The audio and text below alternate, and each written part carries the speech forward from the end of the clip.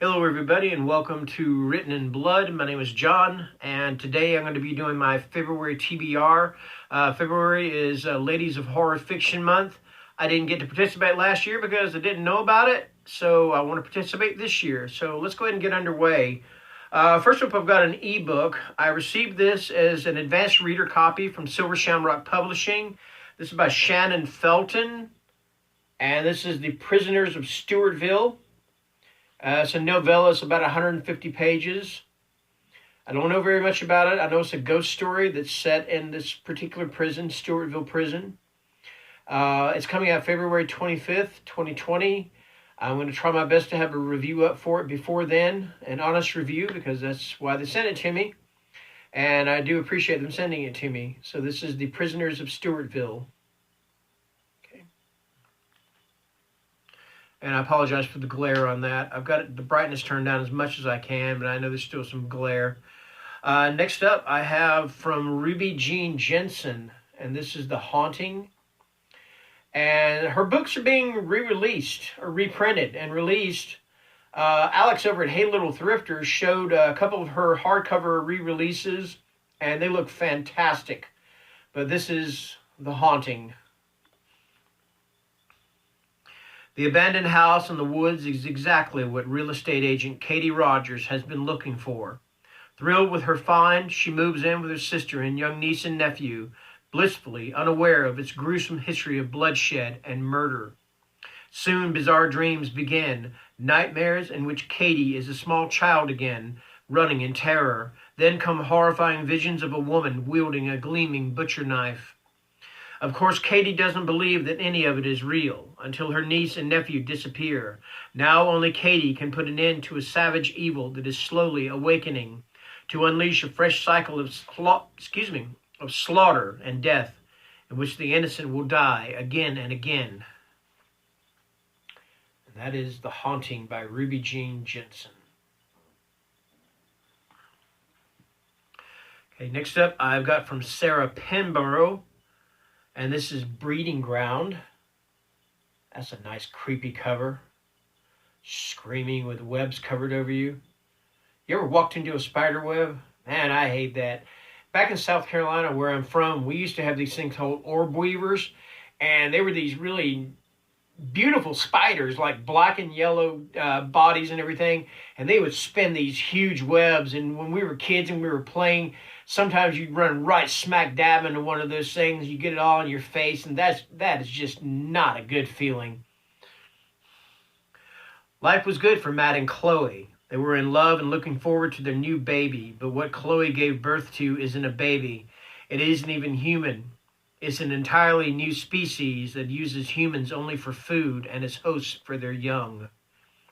As Matt soon learns, though, he is not alone in his terror. Women all over town have begun to give birth to these hideous creatures, spidery nightmares that live to kill and feed. As the infestation spreads and the countryside is reduced to a series of web-shrouded ghost towns, will the survivors find a way to fight back, or is it only a matter of time before all of mankind is reduced to a breeding ground? All right, enough of that foolishness. And next up I have from Anya Alborn, and this is The Bird Eater. Aaron Holbrook was just a kid when his aunt, the only mother he ever knew, died mysteriously in their rural Arkansas home. Thrust into foster care, he left Arkansas with the promise to never return. But 20 years later, the death of his young son drives Aaron home again in a last-ditch effort to get sober and salvage a marriage that's falling apart. But something far more powerful than memory and grief lurks in the dusty corners of Holbrook House, something dark, something sinister. Soon after his arrival, Aaron realizes there is no peace to be found in the place the townsfolk call the Devil's Den. Someone is leaving dead birds piled inside the house, and Aaron is tormented by a strange boy that refuses to leave him alone. Plagued by nightmares and violent daydreams, he fears the worst. Are grief and addiction driving him mad, or has the evil force that destroyed his family finally spied its chance to claim his soul? And that is The Bird Eater by Anya Alborn. Next up from Barbara Hambly, and I've seen a lot of her books in the fantasy section at Bookhounds. So this may be her first horror novel. I'm not sure. If anybody knows anything more about her, let me know if she's done any more horror. Anyway, this is kind of a retelling of Dracula. This is called Renfield, Slave of Dracula. I love that red cover. That is just red, red, red. Man. All right. Renfield. I know this as I know my name, and I fear for my very soul. The light of his majesty floods my mind, yet I tremble. But how God-forsaken is Renfield, and why?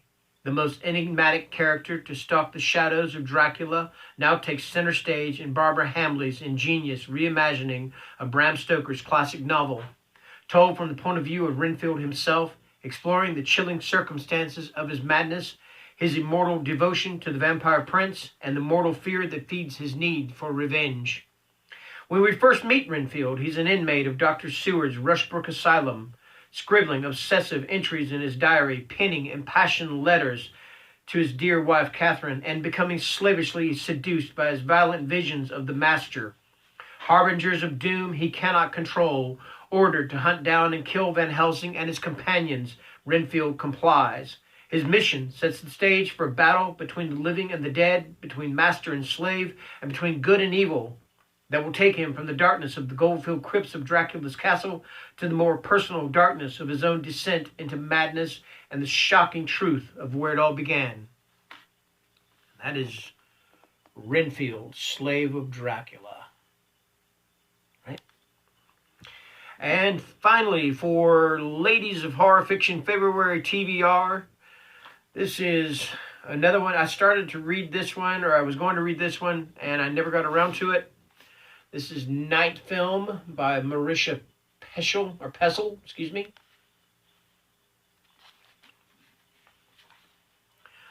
On a damp October night, beautiful young Ashley Cordova is found dead in an abandoned warehouse in lower Manhattan. Though her death is ruled as suicide, veteran investigative journalist Scott McGrath suspects otherwise.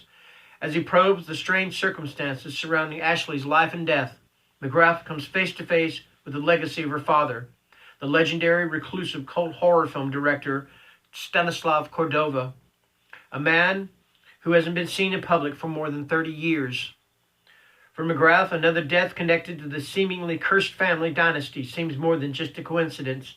Though much has been written about Cordova's dark and unsettling films, very little is known about the man himself. Driven by revenge, curiosity, and a need for the truth, McGrath, with the aid of two strangers, is drawn deeper and deeper into Cordova's eerie, hypnotic world. The last time he got close to exposing the director, McGrath lost his marriage and his career. This time he might lose even more. Night Film, the gorgeously written, spellbinding literary thriller by the dazzlingly inventive New York Times best-selling author Marisha Pessel, will hold you in suspense until you turn the final page. That is Night Film.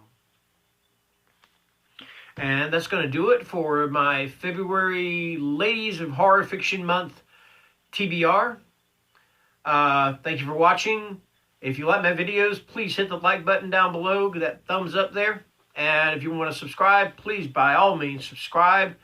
And if you want to see more of our videos and keep up to date with them, please hit that bell and make it ding. Anyway, thank you for watching and good night.